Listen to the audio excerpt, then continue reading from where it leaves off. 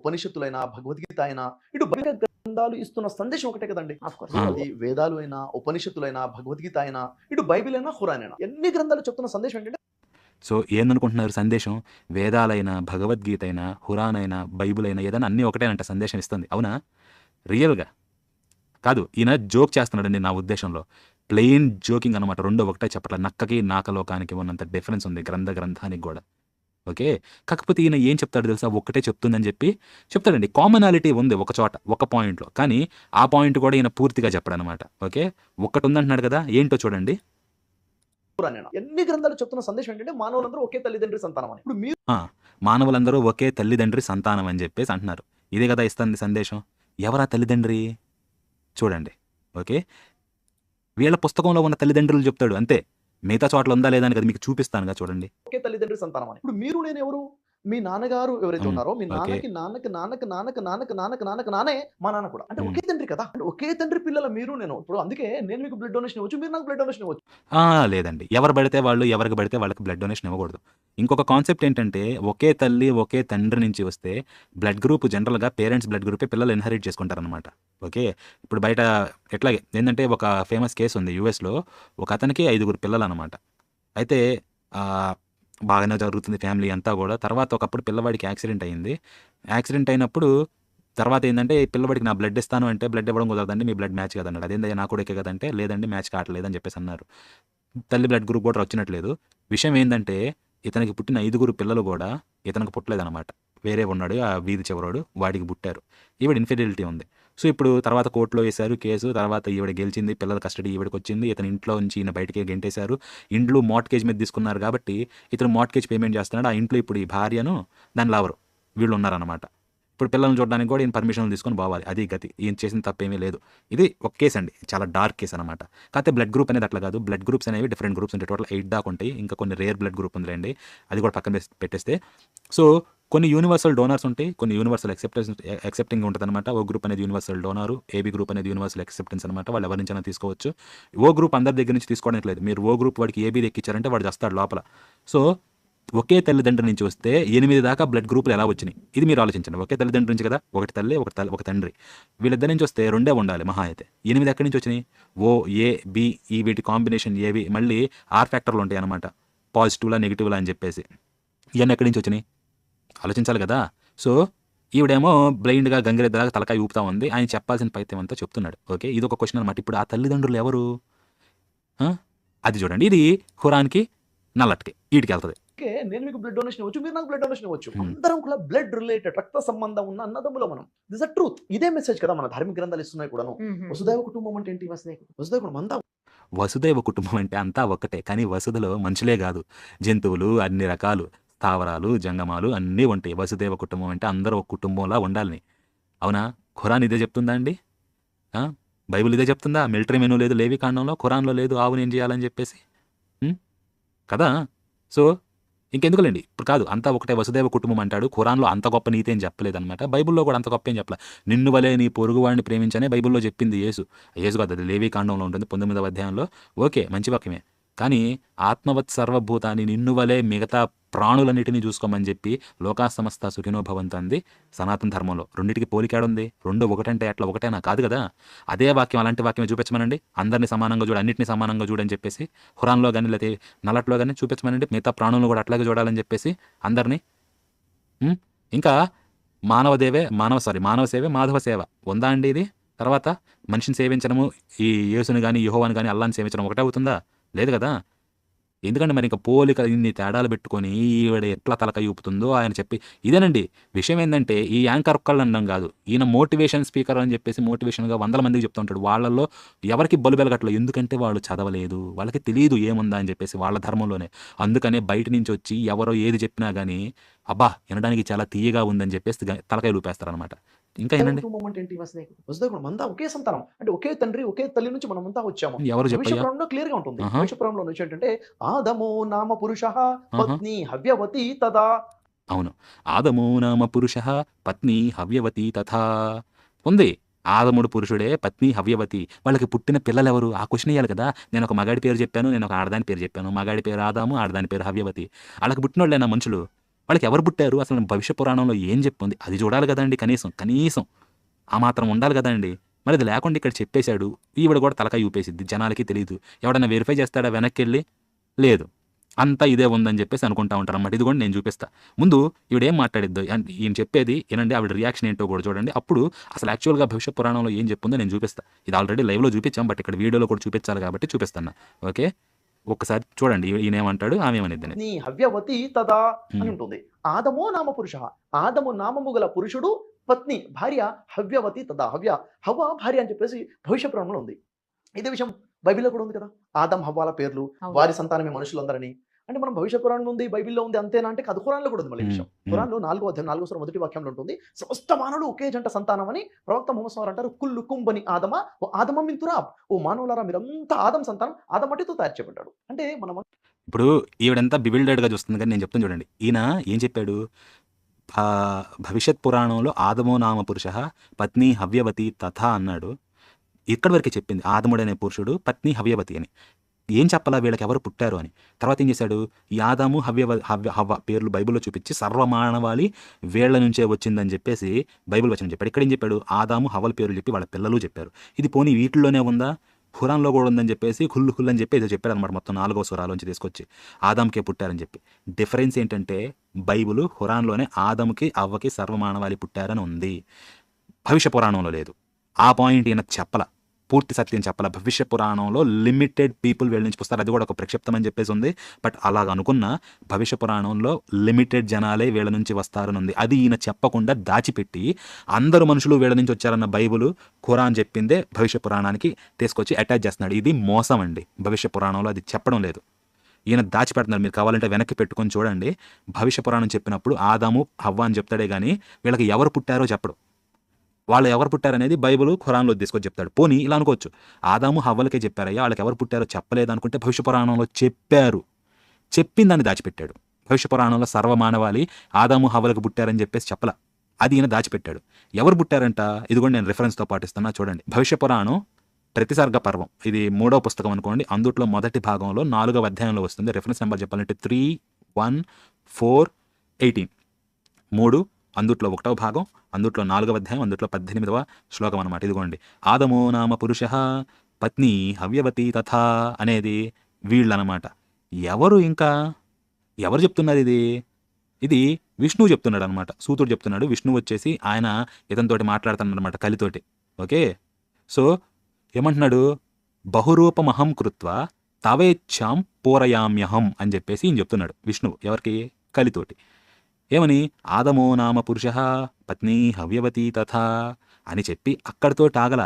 9వ కూడా చూడండి, విష్ణుకర్దమతో జాతౌ, ఓకే, మ్లేచ్ఛవంశ ప్రవర్ధమౌ అని చెప్పేసి అన్నాడు. ఇది కీలకం అన్నమాట. మీకు సంస్కృతంలో కూడా చూపిస్తా. ఇదిగోండి 3వ పుస్తకం 1వ సెక్షను 4వ అధ్యాయము, అట్లాగే 18వ శ్లోకంలోకి వెళ్తే, బహురూపమహం కృత్వ తవేచ్ఛాం పూరయామ్యహం, నేను అనేక మంది జనాలు చేస్తాను, నీ ఇచ్చని పూర్తి చేస్తాను.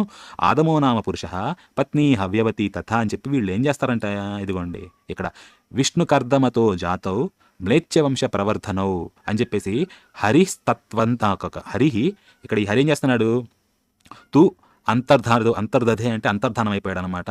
తత్ర కలిరి ఆనంద సంకులం, కలి ఆనందపడ్డాడు. ఇది ఇక్కడతో అయిపోయింది. మీకు ట్రాన్స్లేషన్ కూడా చూపిస్తా. ఇక్కడ విష్ణువు చెప్పేసి అంతర్ధానం అయిపోయాడు అనమాట. ఏమని, విష్ణుకు అర్ధమతో జాతౌ మ్లేచ్ఛవంశ ప్రవర్ధనవు అని చెప్పేసి. సో ఇది అర్థం ఏంటి, ఇది అర్థం కావాలంటే మీరు తెలుగు ట్రాన్స్లేషన్ మీకు చూపిస్తా, ఓకేనా. ఇదిగోండి తెలుగు ట్రాన్స్లేషన్ అనమాట. ఈ ట్రాన్స్లేషన్ ఎవరు చేశారయ్యా అంటే శ్రీ విద్వాన్ కల్లూరి వెంకట సుబ్రహ్మణ్య దీక్షితుల వారండి. ఇది 1954లో వచ్చిందనమాట ఈ ప్రింట్. పబ్లిషర్స్ ఎవరు అంటే వెంకటరామ అండ్ కో పబ్లిషర్స్ అనమాట, విజయవాడ వాళ్ళు. ఇందుట్లో మీరు 3వ పుస్తకము 1వ భాగము 4వ అధ్యాయంలోకి వెళ్తే అక్కడ ఏమని ఉంటుంది, ఇదిగోండి 93వ పేజీలోకి వెళ్ళండి. ఇక్కడ కిందకు వచ్చేస్తే ఇదిగోండి, మరియు నీ కొరకు నేను బహురూపమైన ఒకానొక యోగ శ్రేష్టమును కల్పించి నీ కొరకు పూరించెదను.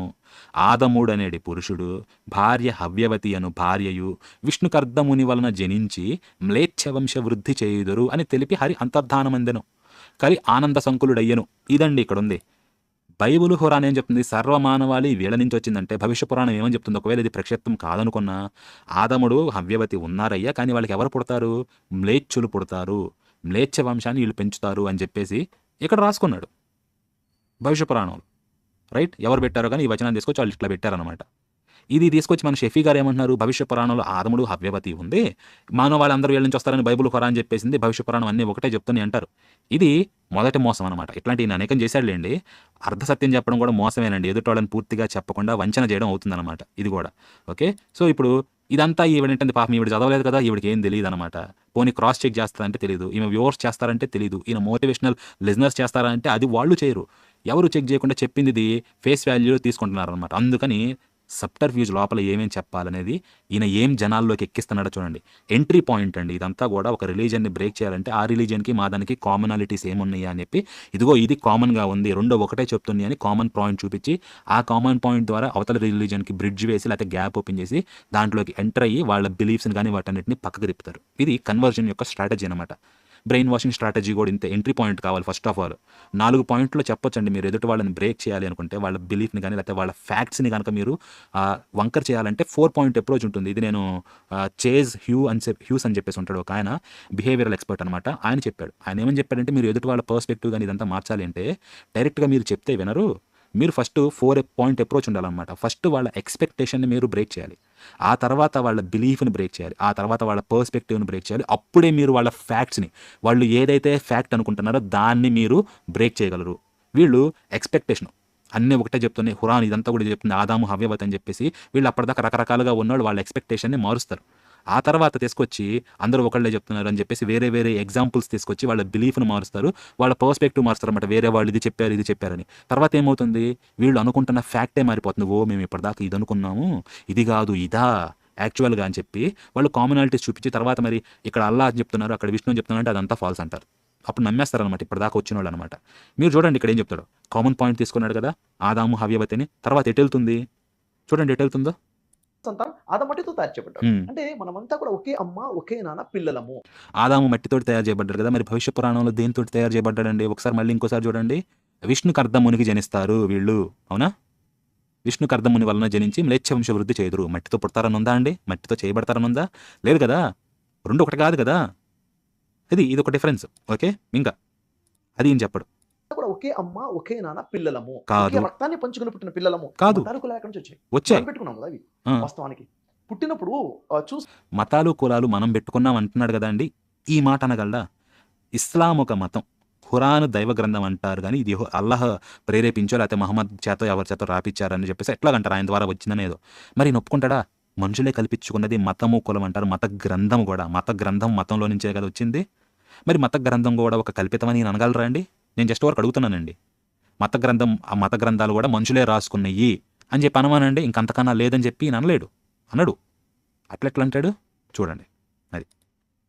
చెప్పేంత వరకు నువ్వు హిందువురా నువ్వు ముస్లింలా తెలియదు. అందరం ఒకటే కదా. ఇప్పుడు మా ఇంట్లో పుట్టిన ఒక బాబుని పుట్టు నుంచి మీ ఇంట్లో పెట్టేసి ఏం డిఫరెన్స్ ఎలా తెలుస్తుంది? ఇప్పుడు మనం పెట్టుకున్న కల్చర్స్ ఇవన్నీ కూడా యాక్చువల్గా మన ఆలోచన విధానం ఏంటో క్లారిటీ ఉండాలి. ఇప్పుడు మనందరి అమ్మా నాన్న ఒకరే, అంతేకాదు ఆలోచన విధానం అన్నాను కదా చూడండి. ఎక్స్పెక్టేషన్ ఏంటి? మతాలు అన్నీ కూడా మీరు దేవుళ్ళు వాళ్ళు వీళ్ళు ఇచ్చారని మీరు అనుకుంటారు. ఈయన ఎట్లా బ్రేక్ చేశారు మీ ఎక్స్పెక్టేషన్ని? మతాలన్నీ కూడా మనుషులు కల్చర్లు వాళ్ళు ఏర్పరచుకున్నాయి. మా పిల్లవాడిని తీసుకొచ్చి చిన్నప్పటి నుంచి మీ ఇంట్లో పెంచితే వాడికి ఏమన్నా ఇట్లా తెలిస్తే ఆచారాలని చెప్పేసి మీరు మీ ఊహా విధానం ఏదైతే ఉందో దాన్ని బ్రేక్ చేస్తున్నాడు ఇక్కడ ఫస్ట్ పాయింట్లో. ఈయన ఈ ప్యాటర్న్ ఫాలో అవుతాడని కాదు, బిహేవియరల్ ఎక్స్పర్ట్స్ చెప్పిన స్ట్రాటజీ అనమాట, కామన్ స్ట్రాటజీ. దాన్ని ఇంచుమించుగా ఈయన కూడా ఫాలో అవుతుంది. మీ ఎక్స్పెక్టేషన్ ఏదైతే ఉందో దాన్ని బ్రేక్ చేస్తున్నాడు అనమాట ఈయన. ఓకే, సో అదేంటి, ఈయన ముస్లిం కదా, ఈయన మతాన్ని కూడా ఎట్లా చెప్తున్నాడు ఏంటంటే పూర్తిగా చెప్పలా, కొంచెం చెప్పి మీ ఎక్స్పెక్టేషన్ బ్రేక్ చేసి ఇప్పుడు పక్కకు తిప్పుతాడు చూడండి, ఎటు పక్కకు తిప్పుతాడు. సృష్టికర్త కూడా ఒకటే కదండి. అది మిమ్మల్ని అంతే కాదు, మనందరినీ పుట్టించిన సృష్టికర్త కూడా ఒకటే కదండి. అది కొంచెం చూసారా? ఎక్స్పెక్టేషన్ బ్రేక్ చేసి నెక్స్ట్ మీ బిలీఫ్ ఏదైతే ఉందో దాన్ని పట్టుకున్నాడు. మనల్ని సృష్టించిన సృష్టికర్త కూడా ఒక్కడే కదా. ఎక్స్పెక్టేషన్ నుంచి బిలీఫ్కి వచ్చాడు. ఓకే, ఈయన ఇక్కడ తీసుకెళ్ళి ఫ్యాక్ట్స్ అన్ని ఇక్కడ చిన్న ఇంత బిట్లో వీళ్ళు మార్చలేరండి. ఇదంతా గ్రాడ్యువల్ ప్రాసెస్ అనమాట, కొంచెం టైం పట్టింది. బట్ అప్రోచ్ మీరు చూడొచ్చు ఎలా జరుగుతుందని చెప్పి. ఇది ఒక కేస్ స్టడీ అండి. మీరు కావాలంటే ఎవరన్నా పాస్టర్లు కానీ లేకపోతే ఇట్లాంటి మోటివేషనల్ స్పీకర్స్ ఉంటారు కదా, వీళ్ళే చూడండి వాళ్ళు ఎట్లా వర్క్ చేస్తారని చెప్పేసి. ఇదంతా బిహేవియరల్ సైకాలజీ అనమాట నేను చెప్పేది. సో సృష్టికర్త ఒక్కడే కదా అన్నాడు కదా, ఇది కీలకం అండి. ఇది కీలకం, నిజమైన కీలకం అనమాట ఇది. ఒకడే, అంతేకాదు మనందరినీ పుట్టించిన సృష్టికర్త కూడా ఒకటే కదండి. ఉమ్, ఇప్పుడు మిమ్మల్ని పుట్టించిన దేవుడే నన్ను పుట్టించాడా, Yes. లేక నన్ను పుట్టించిన దేవుడు వేరా? అట్లేం లేదు. కదా, నిరుపమ గారిని పుట్టించిన దేవుడే షఫీని కూడా పుట్టించాడు. Yes. ఉమ్. అంతే కదా, వేరే దేవుడు లేడు, కొత్త దేవుడు లేడు. కాబట్టి మనందరినీ సృష్టికర్త భగవంతుడు పైవాడు అనేవాడు ఒకడే ఉన్నాడు అన్న క్లారిటీ మనకు చెప్పాలి. ఇదే ఇప్పుడు మన రాముల వారి జీవితం ఇదే క్లారిటీ మనకి చెప్పాలి అని చెప్పేసి అంటున్నారు కదా. ఈవిడ చూడండి, ఆయన చెప్పే ప్రతిదానికి కూడా ఊ ఊ అంటుంది యాంకర్ నిరుపమ గారు. అంటున్నారా? అంటారు. ఎందుకంటే హుక్ చేశాడు ఈయన, ఆవిడ హుక్ అయ్యారు. సో ఇప్పుడు రాముల వారి దగ్గరకు వస్తున్నారు, ఏమంటారో చూడండి. చెప్పాలి. ఇదే ఇప్పుడు మన రాముల వారి జీవితం చూసినా, సాయిబాబా వారి జీవితం చూసినా, ఉమ్. సబ్కా మాలిక్ ఏకై అన్నారు కదా సాయిబాబా వారు. రాముల వారిని తీసుకొచ్చాడు, సాయిబాబాని తీసుకొచ్చాడు, సబకా మాలిక్ ఏక్ హై అని సాయిబాబా వారు అన్నట్టు రాముల వారితో ఎందుకు జత చేశారు? మరి శ్రీరాముడితో ఎందుకు జత చేశాడండి? ఆయన ఎవరిని పూజించాడు? ఆయన చెప్పింది ఏం చెప్పాడు? యోగ వాసిష్టంలో ఏం నేర్చుకున్నాడు ఆయన? లేకపోతే విశ్వామిత్రుడు ఏం చెప్పాడు ఆయనకి? ఓకే, చివరిదాకా ఆయన చెప్పింది ఏమన్నా ఉందా? దేని గురించి అన్నా ఏమన్నా మాట్లాడాడు ఆయన? సాయిబాబాని రాముడిని పక్కన పెట్టి రాముడు ఏం చెప్పాడో చెప్పకుండా ఇద్దరిని కలిపి సాయిబాబా ఏం చెప్పాడో చెప్తున్నాడు. మీరు ఈయన చెప్పేదాన్ని అనలైజ్ చేస్తే ఈయన యొక్క దాన్ని ఏమంటారంటే ఆ హిపోక్రసీ కానీ, లేకపోతే అందుట్లో ఈ ఎదుటి వాళ్ళని ఎట్లా కన్ఫ్యూజన్లో పెట్టు, లేకపోతే రకరకాలుగా సగమే చెప్పి వాళ్ళ మైండ్ మార్చాలనేది కనిపిస్తుంది. రాముడిని సాయిబాబాని కలిపి సాయిబాబా చెప్పింది మాత్రమే చెప్పాడు. ఎప్పుడో చూడండి, మీకు ఇంకొకసారి పెడతా. రాముడిని సాయిబాబాని కలుపుతున్నాడు, సాయిబాబా చెప్పింది మాత్రమే చెప్తున్నాడు. అది రాముడికి కూడా అటాచ్ అవుతుంది. ఇప్పుడు చూడండి. చెప్పాలి. ఇదే ఇప్పుడు మన రాముల వారి జీవితం చూసినా, సాయిబాబా వారి జీవితం చూసినా, సబ్కా మాలిక్ ఏకై అన్నారు కదా సాయిబాబా వారు. అవునా? అంటే ఒకే ఒక మాలికుడు. సబ్కా అంటే అందరూ వచ్చేసారు, ఒక మొత్తం ఒక కులం కాదు, అందరికీ యజమాని సృష్టికర్త భగవంతుడు ఒకడే ఉన్నాడు, ఎక్కడ పైన ఉన్నాడు. క్లియర్. కాకపోతే ఈయనకి లిమిట్ తెలుసండి, ఎప్పుడు ఎక్కడ దాకా పుష్ చేయాలని చెప్పి. రాముణ్ణి సాయిబాబాని కలిపాడు. సాయిబాబా వారు సబ్కా మాలిక్ ఏక్ అంటే సృష్టించిన వాడు కానీ, సృష్టికర్త కానీ ఒకడే. ఎవరిని నిన్ను నన్నా కాదు, అందరినీ సబ్కా, అందరినీ సృష్టించిన వాడు ఒక్కడే. ఎవడు? పైవాడు అన్నాడు. కానీ ఆ పైవాడికి పేరు చెప్పబడింది. సాయి సచ్చరిత్ర చదివాం కాబట్టి మీకు తెలుసు ఇదంతా క్లియర్గా. పైవాడి పేరేంటి? అల్లాహ్. సాయిబాబాని మనం శ్రీరాముడిని దేవుడు అంటాం, కానీ ఈయన చేశాడు సాయిబాబాతో పాటు లింక్ చేసి సాయిబాబా శ్రీరాముల వారు అని చెప్పేసి కలిపి సాయిబాబా చెప్పింది సబ్కా మాలిక్ ఏక్ హై అని చెప్పేసి అల్లాహ్ గురించి చెప్పాడు అనమాట. ఈయన ఇక్కడ చెప్పాలి అల్లాహ్ అని. ఎందుకు? ఏడు చెప్తే తేడా వస్తుంది. ఏమండి అల్లాహ్ అయినా మరి మిగతా వాళ్ళు కాదంటారు. ఇది టూ ఇయర్లీ అండి పాయింట్ తిప్పడానికి. ఇప్పుడు చెప్పరు, ఇప్పుడు బయటకు రాదు అది. ఓకే, టూ ఇయర్లీ అనమాట. చివరి పాయింట్ ఉంది కదా ఫ్యాక్ట్ అని చెప్పేసి, అక్కడికి వెళ్ళినప్పుడు అల్లాహ్ కాదు విష్ణు శివుడు వీళ్ళు కూడా దేవతలు అని వీళ్ళు అనుకునే వీళ్ళ ప్రకారం ఫ్యాక్ట్, హిందువుల ప్రకారం ఫ్యాక్ట్ అని ఏదైతే అనుకుంటున్నారో దాన్ని అప్పుడు బ్రేక్ చేయాలి. ముందే బ్రేక్ చేయాలనుకుంటే దెబ్బ అయిపోతుంది. అందుకని ఇక్కడ సబ్కా మాలిక్ ఏక్ హై అని చెప్పేసి అందరికీ దేవుడు ఒకడే, పైవాడు అని చెప్పేసి అక్కడతోటి ఆపాడు. కానీ ఇంకంతకన్నా ముందుకెళ్ళా. ఓకే, సో ఇది ఇంకా చూడండి తర్వాత. భగవంతుడు ఒకడే ఉన్నాడు, ఎక్కడ పైన ఉన్నాడు. Clear message. Clear message. మనంతా ఒకటేనండి. మన పుట్టించిన దేవుడు ఒకటే, మన అమ్మ ఒకటే, మన నాన్న ఒకటే, మన ఉన్న రక్తం ఒకటే. కాబట్టి మనం డిఫరెన్స్ అన్న ఆలోచన నిజంగా మూర్ఖత్వం, అది అంతకు మించి ఏం లేదు. ఇప్పుడు ఈయన మనము డిఫరెంట్ అన్న ఆలోచన ఇది మూర్ఖత్వం అని చెప్పేసి అంటున్నారు. కాకపోతే గ్రంథాలు డిఫరెంట్గా చెప్పినాయి కదా, ఒకే దేవుడు ఇలా డిఫరెంట్గా ఎలా చెప్పాడు? ఓకే, అంటే నువ్వు ఎడం వైపు వెళ్ళు, నువ్వు కుడి వైపు వెళ్ళు అని చెప్పేసి అనలేరు కదా అండి దేవుడు. ఒకవైపు వెళ్ళమనాలి కదా. నేను ఒకవైపు వెళ్ళమంటానని చెప్పి ఒక చోట ఎడం వైపు వెళ్ళమని, ఇంకో చోట కుడివైపు వెళ్ళమని ఉంటే ఆ రెండు ఒకళ్ళు చెప్పిన విషయం కాదు కదా. సో ఇలాంటి కాంట్రడిక్షన్స్ వీటి గురించి ఇది ఇప్పుడు ఈయన మాట్లాడలేను ఇక్కడ, ఈయన ఎజెండా అది కాదు. కానీ కాకపోతే మీకు అర్థమవుతుంది కదా, ఈయన బయట చెప్తున్నాడు అందరి సృష్టికర్త ఒక్కడే అని చెప్పి ఈవిడ కూడా అగ్రీ అవుతుంది. ఈయన మనసులో ఏంటి? అల్లాహ్ ఒక్కడే. అర్థమవుతుంది కదా. చెప్పేది ఏంటి, చెప్పకుండా ఈయన మైండ్లో ఆపుతుంది ఏంటి, దాస్తుంది. అది చెప్పాల్సిన టైం వచ్చినప్పుడు దాన్ని చెప్తాడు. ఈయన అంతకుముందు వేరే చోట కూడా విన్నాను అనమాట. మేము అల్లాహ్ అంటాం, మీరు ఈశ్వర్ అంటారు, రకరకాలుగా దేవుడు అంటాం, ఇట్లా అంటాం. ఇదంతా లాంగ్వేజ్ మారుతుంది అంతవరకే, అంతేగాని మేము అల్లాహ్ అన్నా మీరు దేవుడు అన్నా అంతా ఒకటే అని చెప్పేసి అంటారు. లేదండి, అల్లాహ్ అనేది పేరు అనమాట.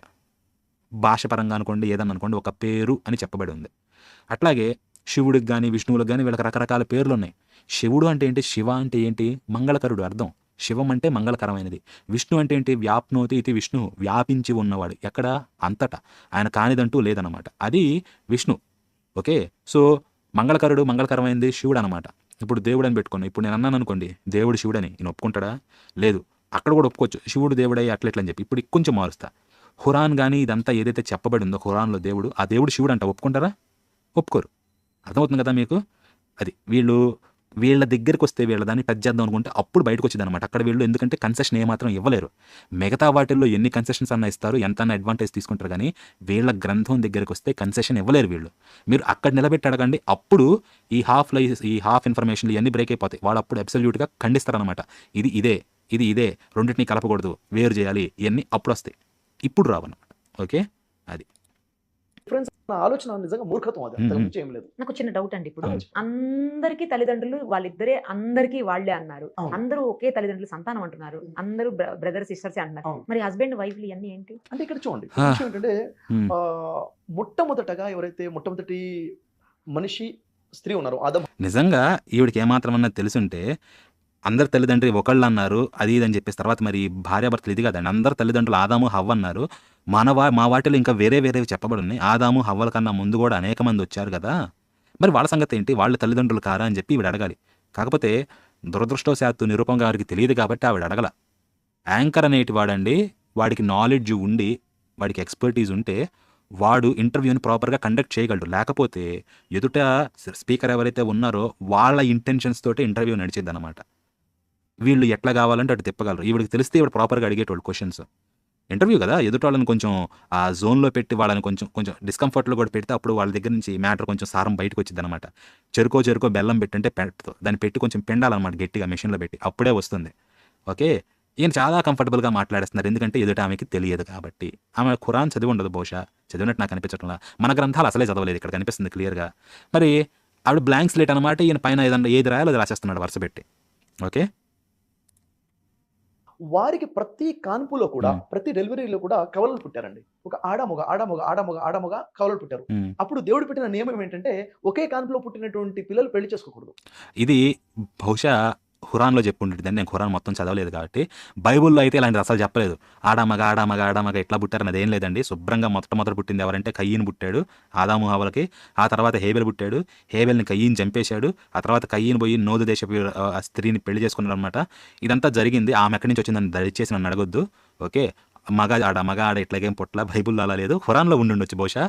సో ఇది ఈయన విశ్వాసాన్ని ఇక్కడ యూనివర్సాలిటీగా చెప్పుకుంటూ వస్తున్నాడు. ఈయన విశ్వాసాన్ని యూనివర్సాలిటీగా చెప్తున్నాడు. అన్నిట్లా ఇదే ఉంది అన్నట్లు కామన్గా. ఇక్కడ విషయం చెప్పట్లా ఖురాన్లో ఇలా ఉంది లేకపోతే పలానా చోట ఇలా ఉందని చెప్పేసి. అర్థమవుతుంది కదా మీకు? అది ఏంటంటే ఈయన ఖురాన్లో ఉందని చెప్పట్లా, మిగతా ఇవి చెప్తున్నా నేను కూడా చెప్పట్లా.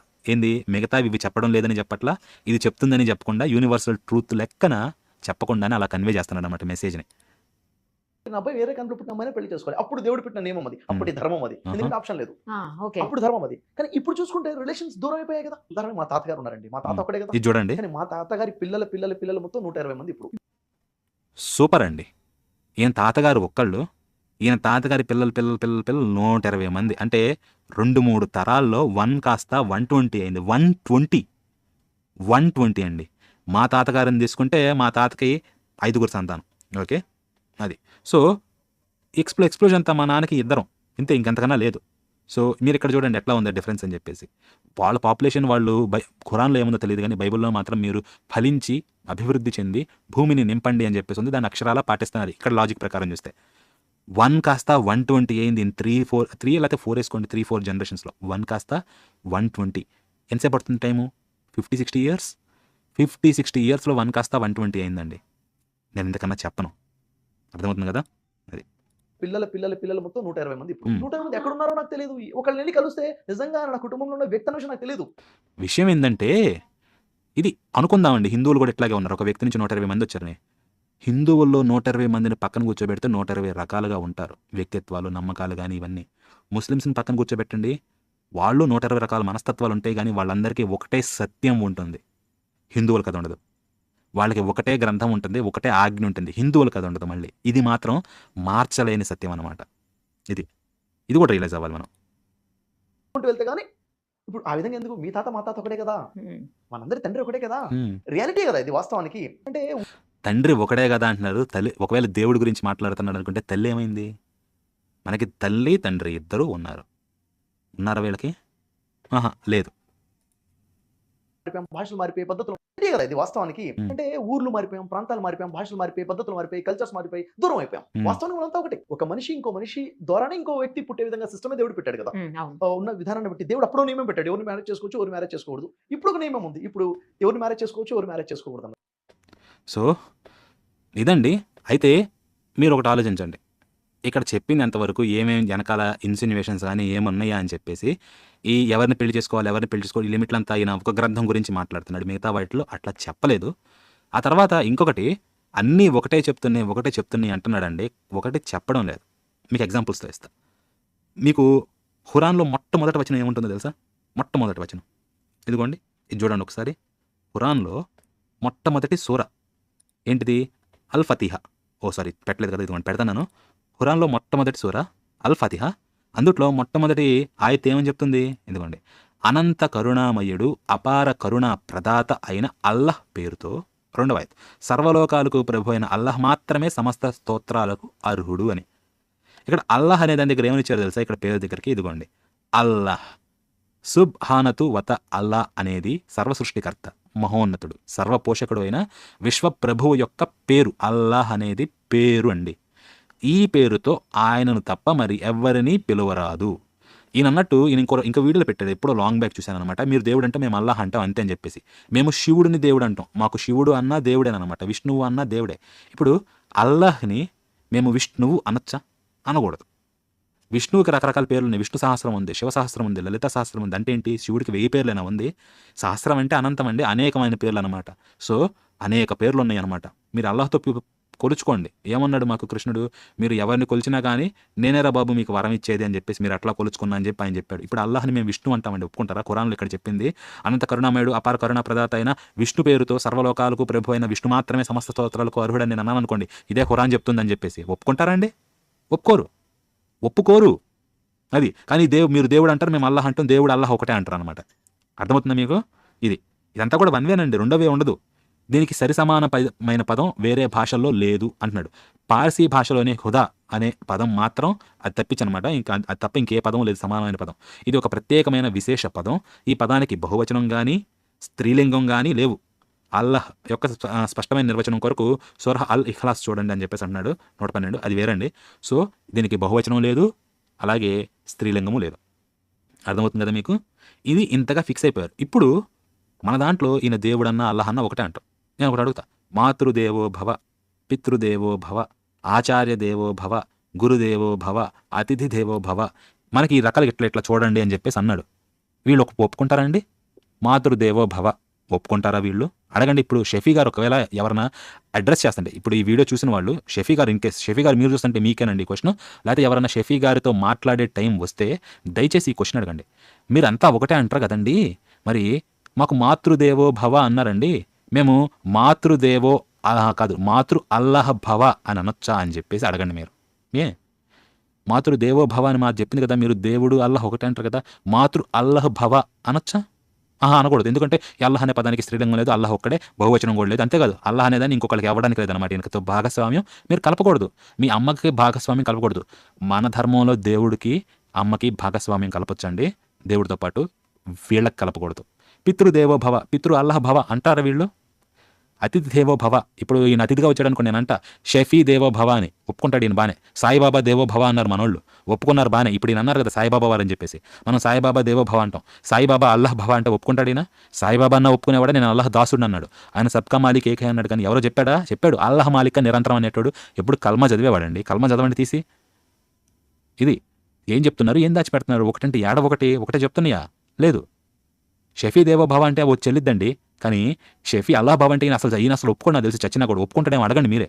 మరి ఎందుకు ఒకటని చెప్పడం లేదు? ఇంకొకటండి, మొన్న నేను ఒక వీడియో పెట్టా. ఎందుకనే ధర్మం లోపల ఏమని చెప్తుంది, మాతృదేవ భవ, పితృదేవ భవ కదా, అంతకుమించి మనకి 4 మహావాక్యాలు అని చెప్పేసి ఉన్నాయి. ఇది మొన్నే పెట్టాను అనమాట, సనాతన అద్వైత సారము అని చెప్పేసి 4 మహావాక్యాలు, 4 ఉపనిషత్తుల నుంచి తీసినాయి అనమాట. ప్రజ్ఞానం బ్రహ్మ ఐతరేయోపనిషత్తు, తర్వాత తత్వమసి చాందోగ్యోపనిషత్తు, అయమాత్మ బ్రహ్మ మాండుక్యోపనిషత్తు, అహం బ్రహ్మాస్మి బృహదారణ్యకోపనిషత్తు అనమాట. 4 మహావాక్యాలు 4 వేదాల నుంచి తీయబడ్డాయి. ఏమంటుంది ప్రజ్ఞానం బ్రహ్మ? నువ్వు ఏదైతే తెలుసుకుంటున్నావో, దేని ద్వారా తెలుసుకుంటున్నావో, నీ లోపల ఏదైతే ఉందో అదే బ్రహ్మ. అంటే బ్రహ్మ పదార్థం ఏదైతే ఉందో అదే ఇది అని చెప్తున్నాడు. నెక్స్ట్ తత్వమసి అంటే ఏంటి? అది ఏదైతే ఉందో అది నువ్వేరా బాబు, అది నీవై ఉన్నావు అని చెప్పేసి, నువ్వు ఏదైతే ఉందో నువ్వు ఇంకొకటి కాదు, అదే నువ్వు అని చెప్పి. మరి మీరు అడగొచ్చు, అదే నువ్వని మీరు అంటున్నారండి, మరి మనకెందుకు తెలియటం లేదని చెప్పి. డిఫరెన్స్ ఏంటంటే తెలుసుకోవాలి, అదే కదా విషయం. మోక్షం అంటే ఏంటి? కొత్తగా ఏదో రావడం కాదు. మోక్షం అంటే నువ్వు ఏంటా అని చెప్పి నీకు అర్థం అవ్వడం, అప్పుడే మోక్షం. అదే జీవన్ముక్తులు. అది బతికొండగానే అర్థమైన వాళ్ళు జీవన్ముక్తులు అన్నమాట. పోయేటప్పుడు అర్థమైన వాళ్ళు మోక్షం పొందినట్టు. ఇది మనకి తత్వమసి అంటే అక్కడ చెప్తాడు నువ్వు అదేం తెలుసుకోవాలి అని చెప్పేసి. తర్వాత అయమాత్మ బ్రహ్మ మాండుక్యోపనిషత్తు, ఈ ఆత్మే బ్రహ్మ ఇది చెప్తుంది. అహం బ్రహ్మాస్మి అంటే ఏంటి? నేను అహం, నేను బ్రహ్మను, తెలుసుకోవడం ఇదంతా. మొదటిది లక్షణ వాక్యం, తర్వాతది ఉపదేశ వాక్యం, ఆ తర్వాతది అనుభవ వాక్యం అనమాట. అయం ఆత్మ బ్రహ్మ అనేది మీరు అనుభవం చెందాల్సింది. ఆ తర్వాత అనుసంధాన వాక్యం అహం బ్రహ్మాస్మి. ఇప్పుడు ఈ బ్రహ్మ మనం సుపీరియర్ అన్నిటికన్నా ఫండమెంటల్ అంటాం కదా, ఇది అనురణీయం అని చెప్పేసి. ఇప్పుడు ప్రజ్ఞానం అల్లా అంటానండి, ఒప్పుకోవచ్చు బహుశా. జ్ఞానం అంటున్నారు వీళ్ళు, ఏదో ప్రజ్ఞానం అంటే ఏదో గొప్పగా ఉంది, అల్లాహ్ అంటే ఒప్పుకుంటారేమో. మరి తత్వం అసి అనేది తీసుకొచ్చి అల్లాహత్వం అసి అంటే ఒప్పుకుంటారా? అల్లా నీవే అంటే, నీవై ఉన్నావు అంటే ఒప్పుకుంటారా? ఒప్పుకోరు, మొహమాటమే లేదు. అయం ఆత్మ బ్రహ్మ అన్నారు. అయం ఆత్మ అల్లా అంటే, ఈ ఆత్మే అల్లా అంటే నీ లోపల ఉంది ఆత్మ, నువ్వు అనుకుంటావు కదా నేను ఈ శరీరం అనేది పోతా ఉంటుంది, ఇప్పుడున్న శరీరం రేపు ఉండదు, మన జీర్ణం అయిపోతుంది. 20 ఏళ్ల క్రితం ఉన్న ఎముక ఏది మనకి ఇప్పుడు లేదు, మారిపోయి కొత్త పార్టికల్స్ వస్తున్నాయి అప్పటికప్పుడు. మారందల్లా ఒకటే, చిన్నప్పుడు నీ ఫోటో తీసుకో, ఇప్పుడు నీ ఫోటో తీసుకో, రెండు నువ్వే. కానీ చిన్నప్పుడు నీ ఫోటోలో ఆ ఫోటో తీసినప్పుడు ఏదైతే ఉందో నీ శరీరం ఇప్పుడు లేదు, మారిపోయింది మొత్తం. ఏముంది? అది ఇది నువ్వే. ఆ ఆత్మ ఏదైతే ఉందో అది బ్రహ్మ అని ఇక్కడ చెప్తుంది. మరి అయమాత్మ అల్లా అంటే ఒప్పుకుంటాడండి? ఇదంతా కాదు, అహం బ్రహ్మాస్మి అన్నారు కదా, నేను బ్రహ్మను అని. అయం అల్లాహ్ అస్మి అంటే ఒప్పుకుంటారా? ఒప్పుకుంటారా? అడగండి ఊరగా. అన్నీ ఒకటే అంటున్నారు కదా. ఇది ఫండమెంటల్స్ అండి. మౌలికంగా ఇంత మూలమైన విషయాలు, ఇంత తీవ్రమైన విభేదాలు ఉంటే ఇది ఒకటే చెప్తుందని ఎలా అంటారు? వీళ్ళు ఒకటే చెప్తుందని ఎంట్రీ పాయింట్ తీసుకుని జనాల్ని తర్వాత అంతా మైండ్లు చెడగొట్టి వాళ్ళని ఈజీగా మతం మార్చడానికి ఒకటి కాదండి, అనేక రకాల ప్రయత్నాలు, అనేక రకాలు జరుగుతున్నాయి. అందరూ డైరెక్ట్గా కత్తులు తీసుకొని రారండి. సాఫ్ట్ కూడా ఉంటుందన్నమాట, సాఫ్ట్ అప్రోచ్ కూడా. ఇది సాఫ్ట్ అప్రోచ్. మనకి తెలియదు కాబట్టి మన గ్రంథాల్లో ఏం చెప్తుందో, వాళ్ళు చెప్పింది ఏదైతే ఉందో అదే నిజం అనుకొని చెప్పేసి మనం నమ్మేస్తున్నాం. ఇప్పుడు కృష్ణుడు మీరు అడగొచ్చు తత్వమసి అది అంటున్నారు, మనకి ఆయనకి డిఫరెన్స్ ఏంటంటే మనకి తెలియదు. ఇది ఇక్కడే కాదు, గీతలో కూడా చెప్తాడు. గీతలో ఏమంటాడు కృష్ణుడు? ఆయన 4వ అధ్యాయం అండి, 4వ అధ్యాయము జ్ఞాన కర్మ సన్యాసం అనమాట, కర్మ సన్యాస యోగం. అందుట్లో చూడండి ఏమని చెప్తున్నాడు. ఇదిగోండి సారీ ఏది ఇదిగోండి ఏమంటున్నాడు ఆయన. గీత 4వ అధ్యాయం కర్మ సన్యాస యోగం 5వ శ్లోకం. బహూని మే వ్యతీతాని జన్మాని తవచార్జున తాన్యహం వేద సర్వాణి నత్వం వేత్త పరంతప అని చెప్పేసి అన్నాడు. బహూని మే వ్యతీతాని జన్మాని, అనేకమైన నా జన్మలు ఏవైతే ఉన్నాయో అది నా అనేకమైన జన్మలు అర్జున అని చెప్పేసి అంటున్నాడు. నీవి కూడా అని చెప్పి, తవ అంటే నీవి కూడా, నావి నీవి అనేకమైన జన్మలు ఉన్నాయి అర్జున, గడిచిపోయాయి అని చెప్పేసి చెప్తున్నాడు. తాని అహం వేద సర్వాణి, సర్వాణి అంటే అన్నిటినీ కూడా, ఆ అన్నిటినీ అన్ని జన్మలు ఏవైతే గడిచిపోయినాయో వాటిని అహం వేద నేను తెలుసు, నాకు తెలుసు అనమాట. ఓకే, కానీ నత్వం వేత్త పరంతప, నీకు తెలియదు అర్జున అని చెప్పేసి అంటున్నాడు. ఓ పరంతప, శత్రువులను తప్పింపజేయవాడా, ఆ గడిచిపోయిన జన్మలు ఇవన్నీ కూడా నాకు తెలుసు. నా జన్మలు ఏవైతే ఉన్నాయో, నా జన్మలు నీవి, ఇవి అన్నీ కూడా నాకు తెలుసు. నావే కాదు, నీ జన్మలు కూడా మొత్తం నాకు తెలుసు, కానీ నీకు తెలియదు అని చెప్పేసి అంటున్నాడు.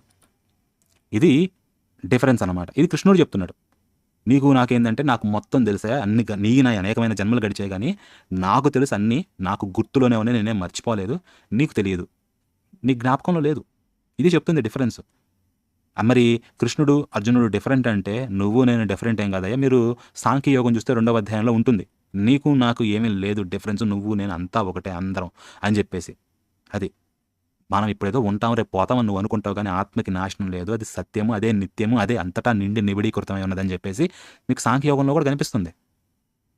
తత్వాల్లో చాలా చాలా విభేదం ఉందండి, దానికి దీనికి, ఖురాన్కి కానీ లేకపోతే ఇస్లాంకి కానీ అట్లాగే సనాతన ధర్మానికి చాలా వ్యత్యాసం ఉంది. ఒకటే చెప్పడంలా మీకు ఇప్పుడు కామన్ పాయింట్ అనుకున్న ఆదాము హవ్వ అని, అందుట్లో తేడా చూశారు కదా.